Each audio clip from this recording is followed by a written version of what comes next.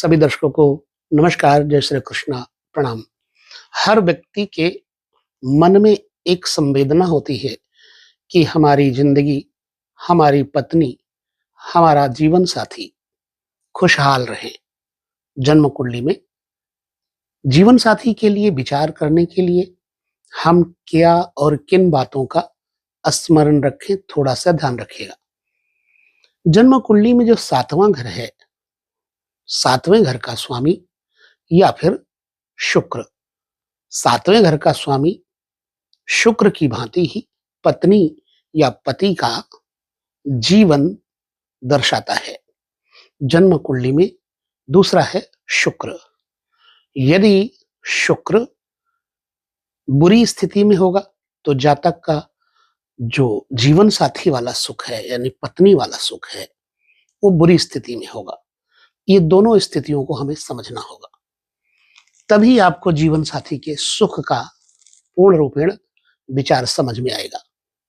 चलिए उदाहरण लेते हैं।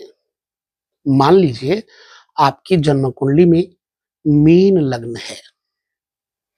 अब मीन लग्न का ठीक 7वां हाउस, 7th हाउस कन्या लग्न बनेगा।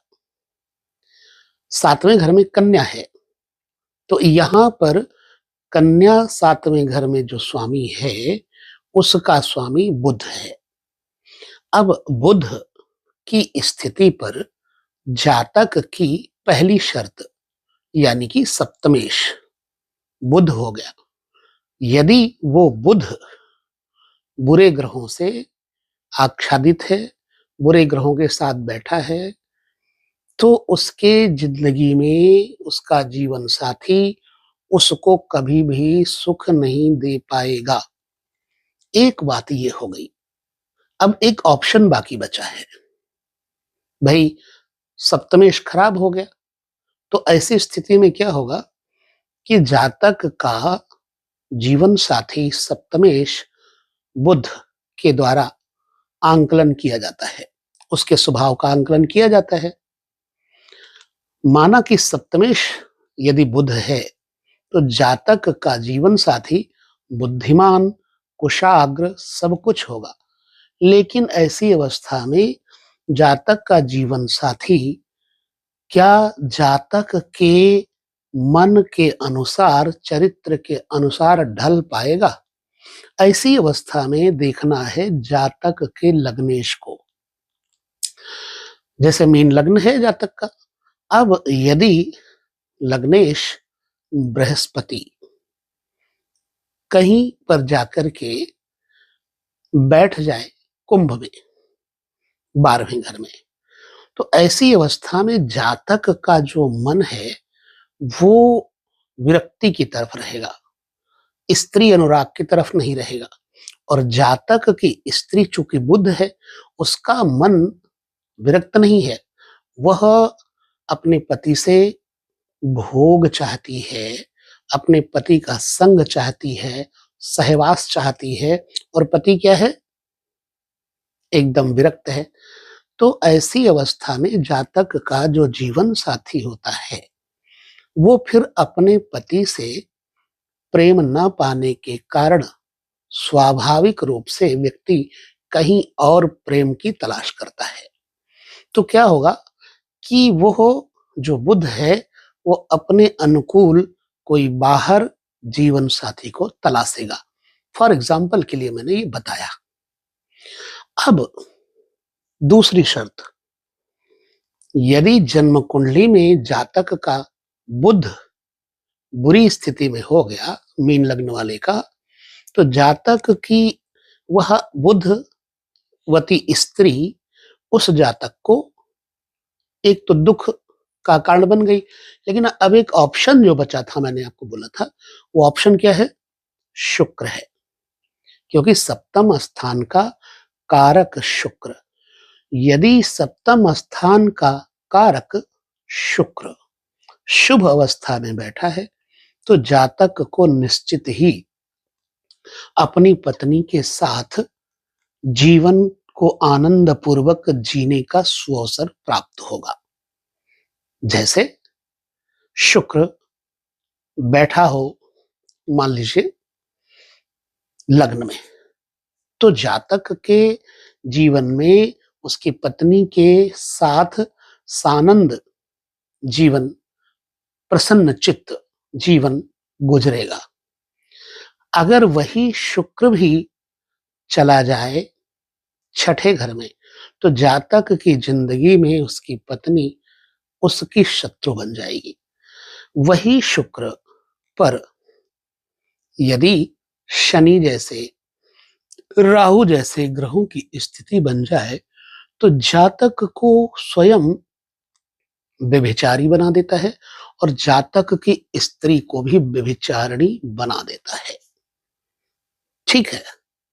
शुक्र अगर अष्टम भाव में बैठ जाए, आठवां घर श्मशान है, अष्टम घर में जब शुक्र बैठ जाएगा तो जातक की स्त्री का स्वास्थ्य बाधित हो जाएगा।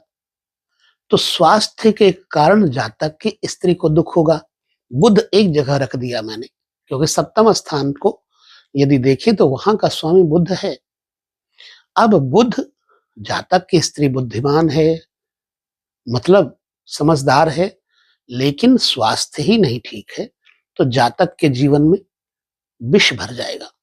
इस प्रकार से जन्म कुंडली में ये तो बात हो गई शुक्र और सप्तमेश की।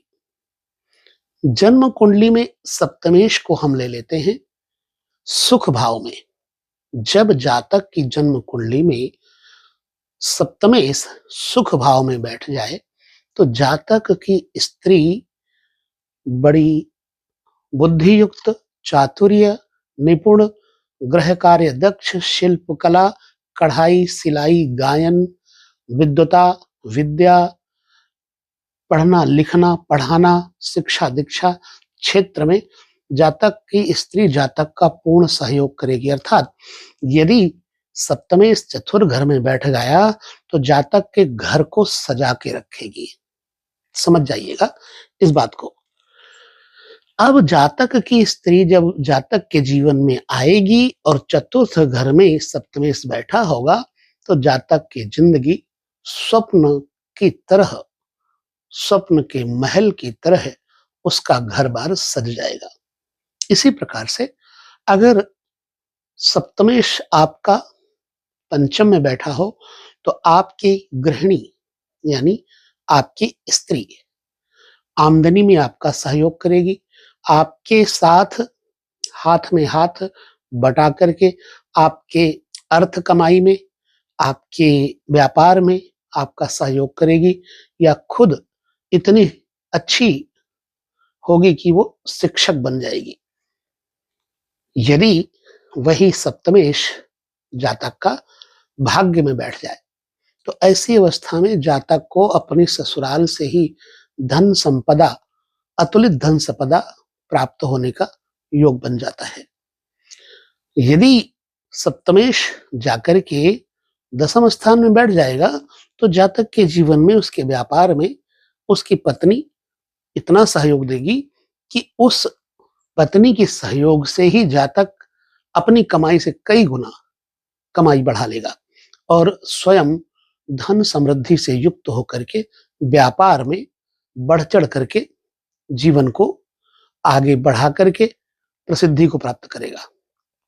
इस प्रकार से सप्तमेश का महत्व और सप्तम के कारक का महत्व समझना है।